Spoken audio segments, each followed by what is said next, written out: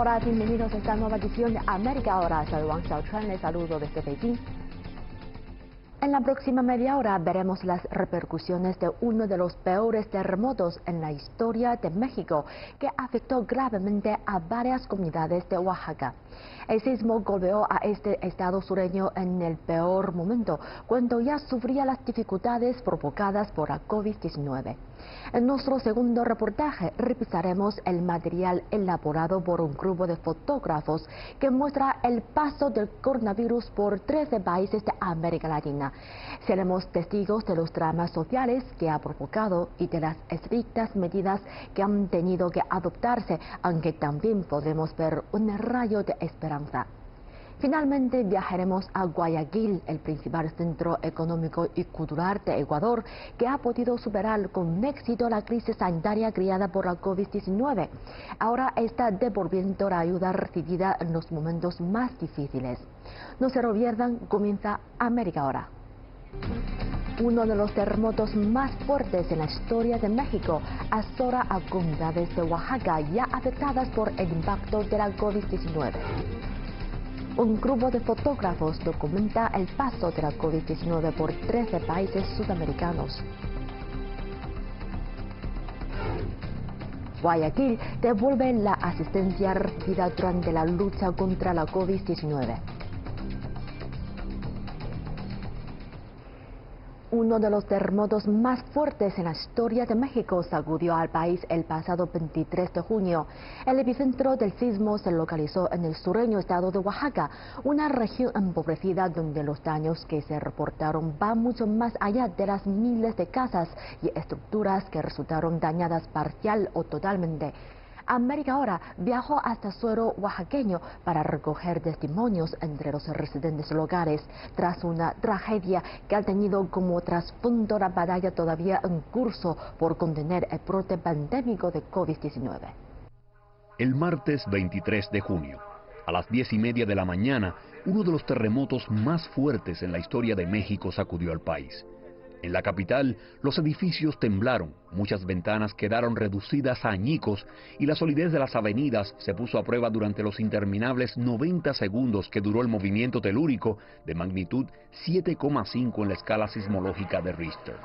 Afortunadamente, las alarmas sísmicas en todo el territorio capitalino comenzaron a sonar ininterrumpidamente durante los 3 minutos previos a los temblores, lo que permitió a las personas desplazarse a lugares más seguros. En efecto, la capital recibió el aviso con suficiente antelación porque el epicentro del terremoto se localizó a más de 700 kilómetros de distancia en la costa sur de la nación. El estado de Oaxaca, azotado severamente por la pandemia de COVID-19, no contó con una alerta igual de anticipada. Como consecuencia, la región registró un saldo de 10 muertos, más de 100 heridos e innumerables hogares y negocios destruidos de manera parcial o hasta los cimientos.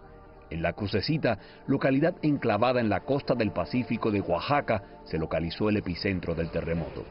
Liria Montero estaba en su casa, ahora en ruinas, cuando se produjo la sacudida. Estamos muy asustados, estamos muy devastados, porque es un patrimonio mío de 30 años. Una casa es nuestro patrimonio de nuestros hijos, es el sudor de la frente de nosotros. De tarde, de día, de noche, estamos trabajando para poder obtener esto y así acabar. Lidia se cuenta entre las muchas personas de la ciudad cuyas vidas han quedado devastadas. Su esposo Víctor fue testigo presencial del rastro de destrucción que el sismo dejó en las calles. Fue un sismo de 7.5, nunca lo habíamos sentido. Realmente, pues ahora sí que fue oscilatorio y trepidatorio porque tanto se movía para los lados como de arriba hacia abajo. Entonces sí, es consecuencia de todos los daños que causó. Incluso 2 días después del potente movimiento telúrico, la amenaza en la región no se había disipado del todo. La réplica, no podemos estar un rato parados. ¿Cuándo han sido las réplicas? Continuamente pasa 1 hora, 2 horas, hora y media y alguien. Para personas como Liria, el terremoto ha sido sin duda el peor desastre de sus vidas. Somos 2 personas aquí en mi casa, de 60 años los 2. ¿Dónde nos van a dar trabajo? No podemos trabajar, ya tenemos 60 años. Si estuviera yo de 15, digo, me salgo, me voy. A ver, ¿qué hago con esto, no? Me voy, pero no tengo 15 años. Yo veré cómo después me sobaré el lomo para poder volver a tener y reparar mi casa. Aunque las comunidades que se localizan en la zona costera sufrieron grandes afectaciones al encontrarse en el epicentro del sismo, no fueron estas las más devastadas de la región. Esa lamentable distinción recayó en asentamientos aún más marginados, donde habitan grupos indígenas, en lo alto de la cordillera de la Sierra Madre Oriental, que se extiende en paralelo a la costa del Golfo de México. En el municipio de San Juan Osolotepec está uno de esos pueblos donde muchas casas, como la de Salomón Zabaleta, quedaron en ruinas. Aterrador porque vino un estruendo, al momento del temblor vino un estruendo grave que nos dejó atónitos. Se vinieron las rocas enfrente de nosotros, se vinieron unos derrumbes muy grandes, pero también detrás de nosotros, se vinieron unas rocas que le digo, estuvo a punto de tocarle a mi hijo. Cuando llegamos dentro de la comunidad, había muchos gritos de mujeres, de hombres, de niños, que pues no podían creer lo que estaba pasando. El poblado, en una región que ya era de por sí una de las más empobrecidas de México, quedó devastado. Aquí está el corazón de los pueblos más olvidados. Aquí es donde están los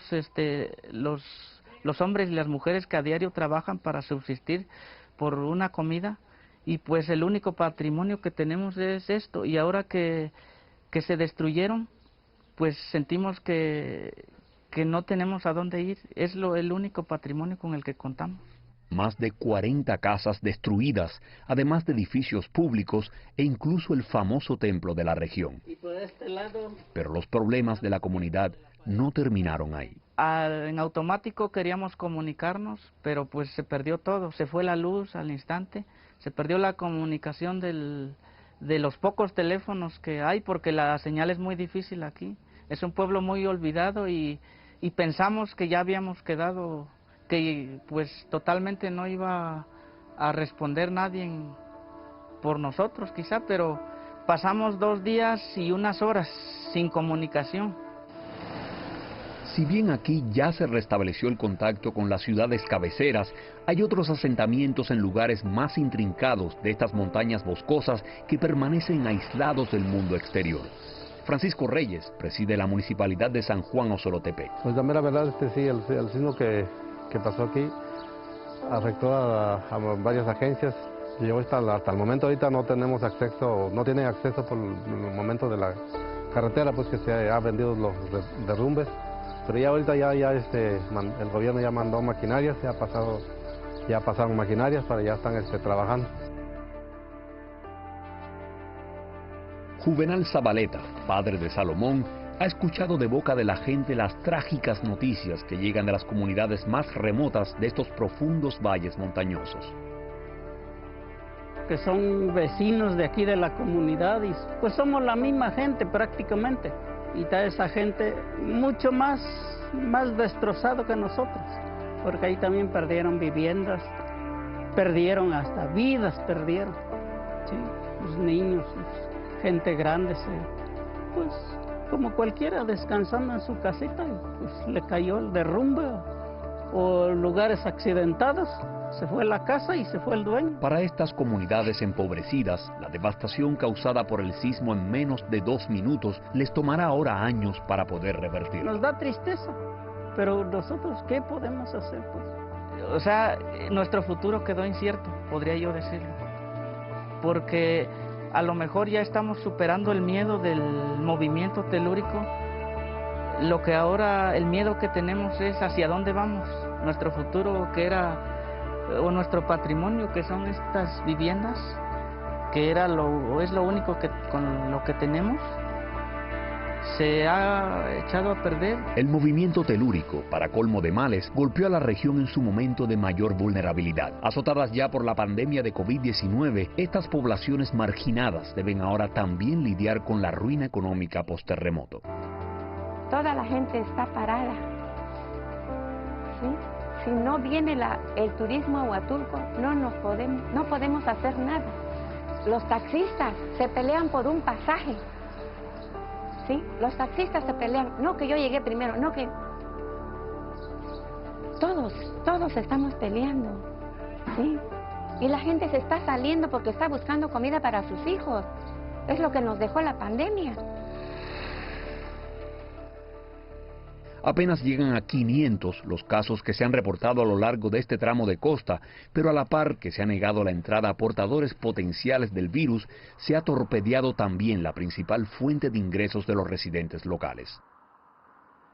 Al no haber turismo no tenemos trabajo, al no tener trabajo no tenemos dinero. Y al venir esta situación, pues se empeora más la situación. De hecho, durante el terremoto, los hospitales locales que trataban a pacientes con COVID-19 debieron evacuarse, y muchos en toda la región sufrieron cuantiosos daños. Miguel Romero es un inspector de salud local. En los puestos de control a lo largo de las carreteras costeras, su trabajo consiste en mantener alejados a los visitantes, portadores potenciales del virus. Aquí, de hecho, en el Hospital Básico Comunitario hubo afectaciones. Ajá, en los hospitales igual, de la 10 de Huatulco al igual. Ajá, sí. El hospital no cuenta igual con material adecuado para atender la pandemia que estamos viviendo. Y igual con ese sismo, pues ahora sí que nos azotó bastante fuerte. La clínica de este pueblo, en San Juan Osolotepec, quedó completamente destruida. Tenemos la clínica de allá por el lado de arriba.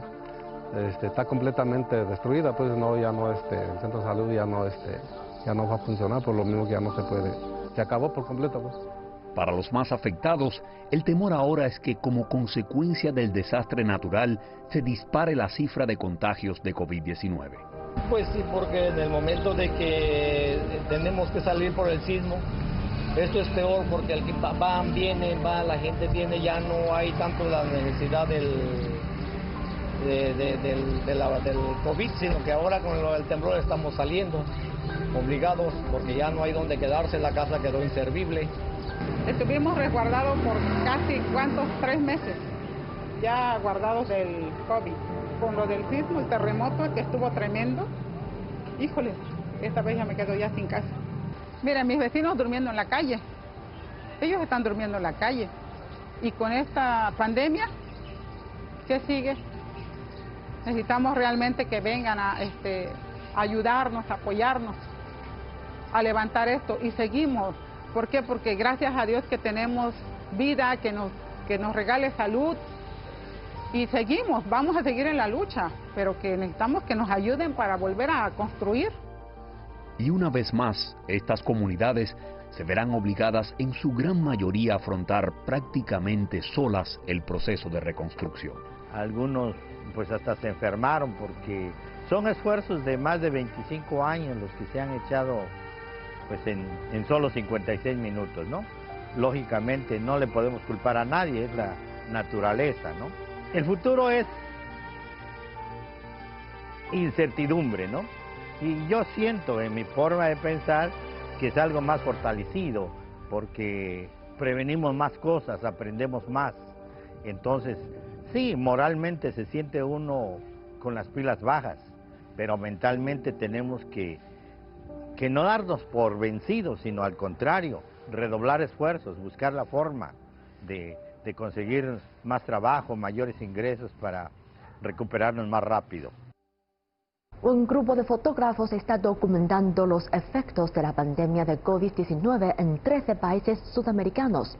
Las fotos reflejan el drama, la complejidad y la monotonía de la crisis.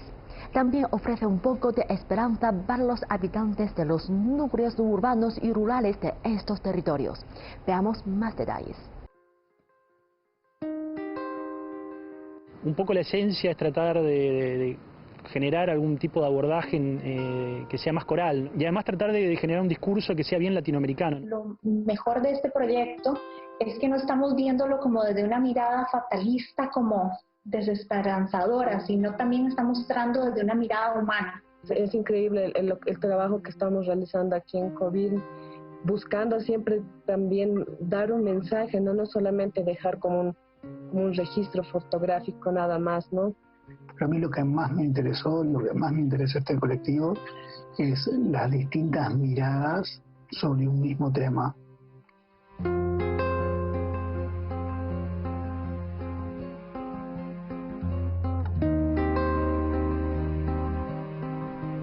Tras su paso por Asia, Europa y América del Norte, Latinoamérica se ha convertido en uno de los epicentros de la pandemia.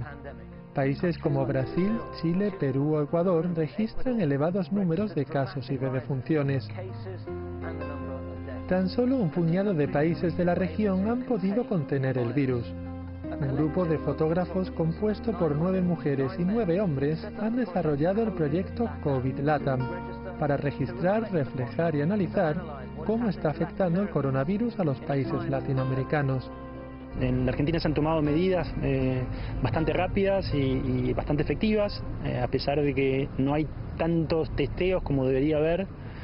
Creo que la situación en general está mejor que en otros países, pero no pasa lo mismo en los barrios más necesitados, ¿no? Donde justamente las condiciones no están dadas para poder tomar esas medidas sanitarias de precaución. Si en un cuarto viven 8 personas, ¿cómo haces para tener un aislamiento sanitario obligatorio?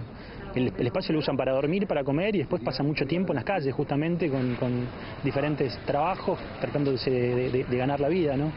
Y si a eso le sumás el gran caos que ha generado no tener agua durante 15 días y los cortes eléctricos, genera la verdad que una dificultad enorme.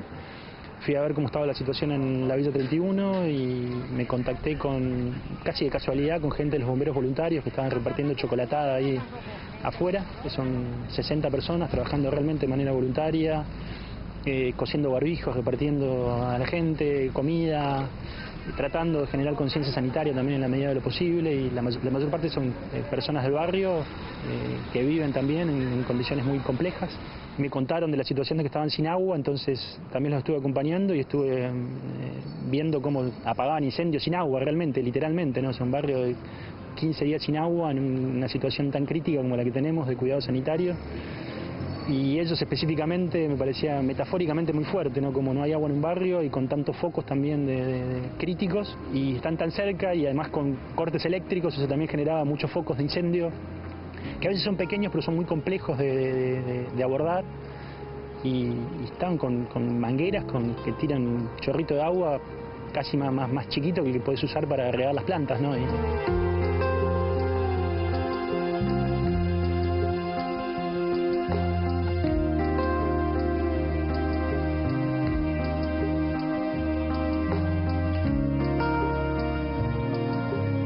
Yo estoy realmente muy triste porque Bolivia no ha tenido ni un poquito de descanso.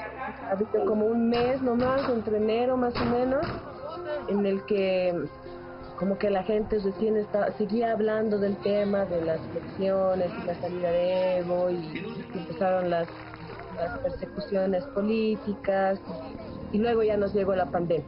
Yo he salido a cubrir como que desde un inicio hasta un final todo ese proceso de estallido social, ¿no? Y era una cosa, yo te podría decir que tal vez nosotros desde acá adentro no podíamos entender todo lo que estaba pasando, ¿no? Sentíamos que estábamos como dentro de una película o una serie de esas súper trágicas donde no sabes qué va a pasar al día siguiente, llega una nueva sorpresa. Y mi trabajo casi siempre trato de centrarlo en lo que es la identidad y género, siempre desde un enfoque reivindicatorio y también revalorizador de la identidad local, de la mujer y de toda la cultura de la que soy parte también. Me interesó mucho el proyecto, me parece un proyecto sumamente poderoso porque no solamente estamos dejando una constancia en imágenes históricas de lo que estamos viviendo como latinoamericanos, como fotógrafos y como personas, sino que también estamos generando nuevas narrativas visuales a través de miradas más locales, ¿no? Igual me había mencionado que iba a haber esa paridad de género también, que en muchos medios tal vez todavía no hay. Esperemos que sí, pero todavía no hay, ¿no?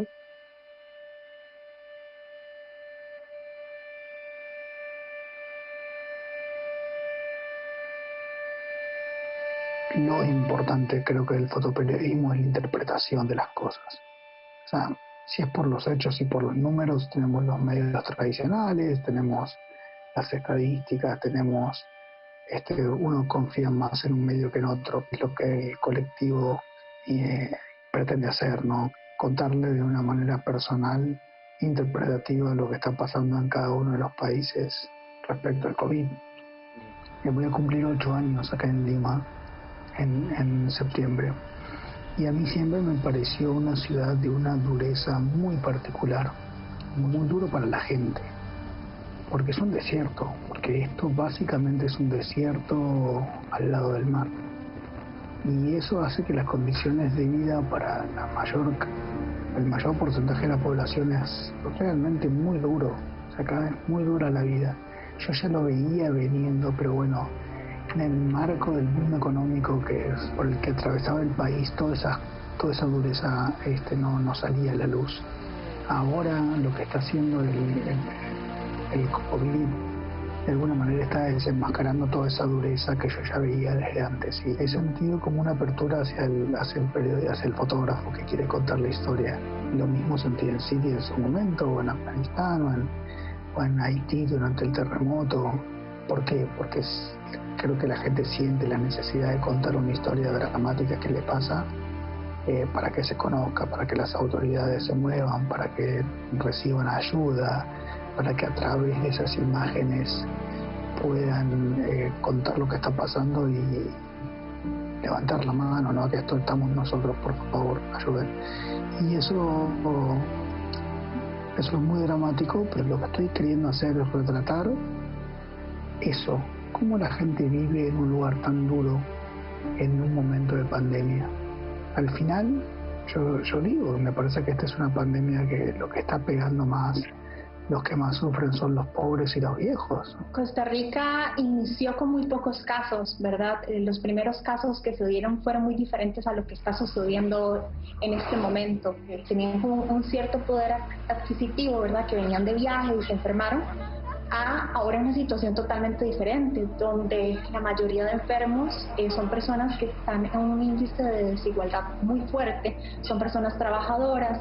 Empezamos a ver personas migrantes de Nicaragua a Costa Rica, ¿verdad?, con una situación muy difícil, y ya no eran las personas que tenían un poder adquisitivo, que podían hacer cuarentena, digamos, en sus casas, ¿verdad?, y quedarse en casa porque se podían dar ese lujo, sino eran personas que realmente eran trabajadoras, y empezó a salirse de control. Últimamente me he enfocado más a utilizar la fotografía como una herramienta hacia el activismo, más allá de solamente una mera documentación. Entonces, desde hace un par de años he utilizado como eso, la fotografía como ese vínculo hacia poblaciones, pero para buscar el desarrollo de proyectos más in situ, con un enfoque más social o humanitario. Y también, paralelamente, desarrollo como proyectos más autobiográficos también. Yo estoy desarrollando un proyecto más personal, donde no solo abarco, digamos, mi embarazo, sino como el que significa ser mujer en este momento, la toma de decisiones de nuestro cuerpo. Siempre con una reflexión más social, cuando trato como temas más autobiográficos también, como situaciones que yo he vivido. Yo creo que la riqueza de este proyecto es la diversidad.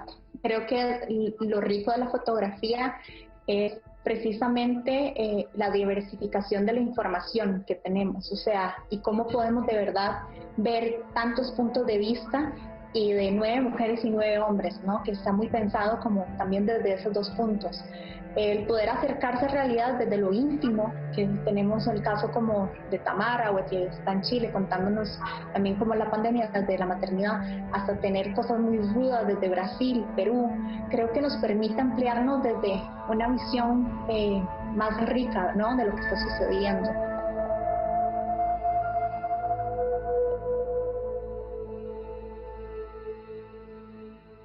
Guayaquil, el principal centro económico y de recursos culturales de Ecuador, ha sido una de las zonas más azotadas por la COVID-19 del país.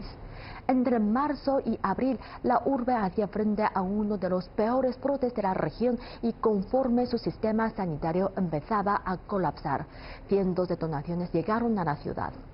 Guayaquil ha sido capaz de superar la crisis y ahora devuelve la ayuda recibida. Las imágenes de Guayaquil en los inicios de la crisis sanitaria que azota el planeta impactaron todos los rincones del mundo. La pandemia de COVID-19 golpeó tan fuerte la segunda ciudad más grande de Ecuador que en cuestión de días el sistema local de sanidad colapsó. En Guayaquil sufrimos uno de los peores brotes de coronavirus del mundo. El número de pacientes con enfermedades respiratorias aumentó unas 20 veces. La tasa de mortalidad fue 10 veces superior a nuestra media. Mucha gente no alcanzaba ni siquiera a llegar a los hospitales, muchos morían o en el trayecto o algunos directamente en sus hogares y había que reaccionar. Dicha reacción llegó en forma de asistencia remitida por organizaciones civiles. Las tiendas al por menor recaudaron fondos para enviar comida y suministros al tiempo que los bancos realizaron donaciones de dinero. Toda esa ayuda se envió a ONGs que colaboran con las autoridades locales con un objetivo principal: brindar alimento a los más desfavorecidos para garantizar que permanecieran en su casa durante el periodo de confinamiento. Wilson Merino vive en la capital ecuatoriana, Quito, y está al frente de una organización que educa a niños que padecen cáncer. Durante la pandemia se ha entregado en cuerpo y alma a ayudar a las familias necesitadas.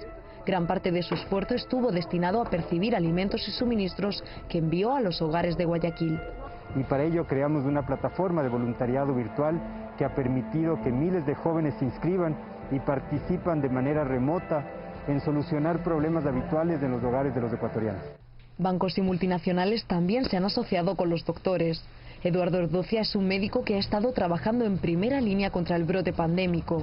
Es también el creador de la organización Salvar Vidas, una fundación que ha recaudado más de 9 millones de dólares para financiar suministros médicos. Gracias a esos recursos, hasta el momento Salvar Vidas ha comprado 5.000 ventiladores mecánicos y 1.000 respiradores para las unidades de cuidados intensivos que se utilizarán en los hospitales de todo Ecuador. Contamos ya con aproximadamente 20 doctores y médicos voluntarios de las ciudades vecinas hicieron las maletas y se desplazaron hasta la perla del Pacífico. Durante semanas acamparon en el estadio de fútbol Barcelona Sporting Club.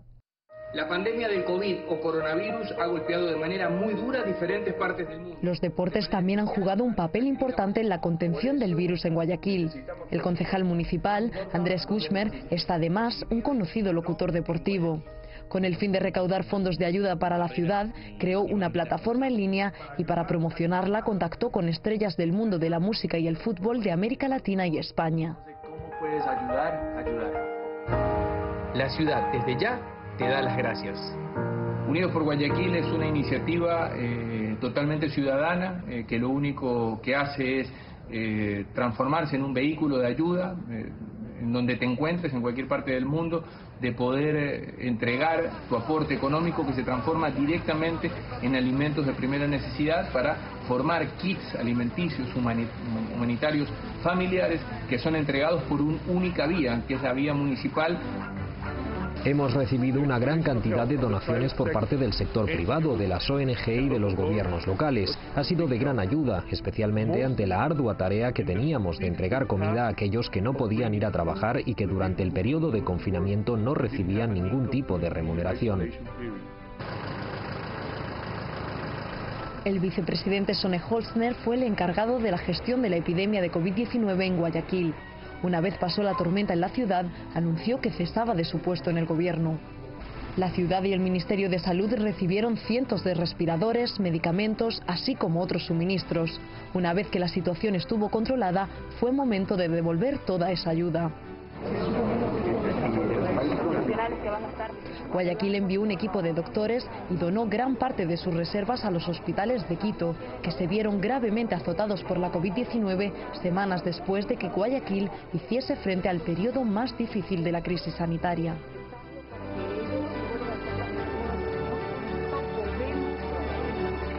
Con todo esto terminamos esta edición de América Ahora. Gracias por sintonizarnos durante esta media hora. Soy Wang Xiaochuan, Beijing. Nos vemos en la próxima edición.